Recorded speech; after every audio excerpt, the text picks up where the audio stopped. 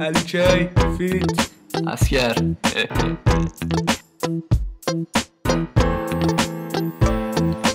برو بریم برو بریم سی جل جه لیتوه کسا شریم ما دوتا دوقلو بلندی شبل دادن منم سری رفتم توشون یه هوول دادن لباشون رو هوا انگار مهر دادن بهش رو ام دادن گفت کس و شعر بازن چی؟ نقطه سرخط از پشت منبر ما شیک نیستیم ولی کس امن اقدر زر نزم اگه خوردی تخمه کفتر به هم میخندی ولی نیستی تخمه اسکر اینو میگم به خودم خیلی بیمزه شدم میوه میگنده دارم الان میچسبه دارم میگی فدا سرت اگه شده دوا سرت ما هم کینت میکنیم که نداره هوا بره بی سوادم باشم ولی بازم آبجیت باهامه اگه اسمم بره بازم کس مامانه آره وین تو چونت میخوری کیک و بخوای بازم برو بنویس همون لایک و با کامنت چونتون پاره ننتون با یه جنده زای زیرمون خوابه چونتون پاره میشه تموم شب کیرم تو چونه نندی و کمونه کرد اینقدر کسافتی که نداری اصالتی تخ نداری بکنی با هم حسابتی اهل نظافتی باید داشی نظافت چی باز چون بدی به ما واسه یه ساعتی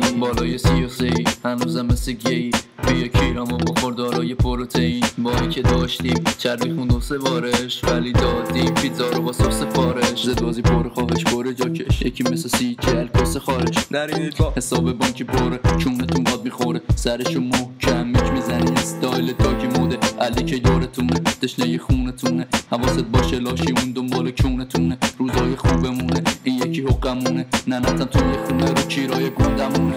چونتون پاره ننتون با یه جنده زای زیرمون خوابه چونتون پاره میشه تموم شب کیرم تو چونه نندی و کمونه کرد خواب خواب خواب خواب خوابی خواب خواب خواب خواب خوابی خواب خواب خواب خواب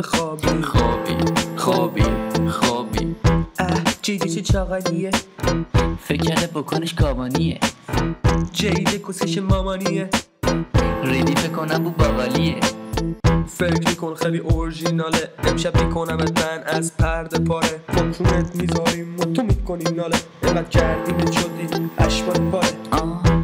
چونتون پار است و بگا میده هر چیز آخار هست و اگه کیر میخوای خب دیگه صافان نست و شورتو بده پایین بکن تو دستو سپیده میخوام هیتو رو جیجی آره فقط وقتی لیتو رو دیدی